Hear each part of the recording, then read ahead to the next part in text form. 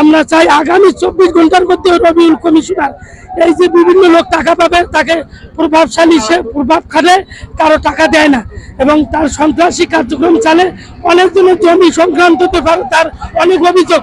এই কারণে আমরা এতগুলো বলতে চাই না, আগামী 24 ঘন্টার মধ্যে তাকে গ্রেফতার দেখতে চাই।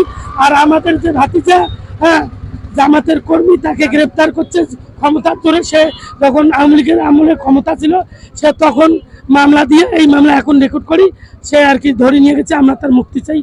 মুখ খুলে নাই, তার যে একটা সন্ত্রাস বাহিনী ছিল সে গোপনে গোপনে রাত্রে এগুলো সন্ত্রাস বাহিনী করতো।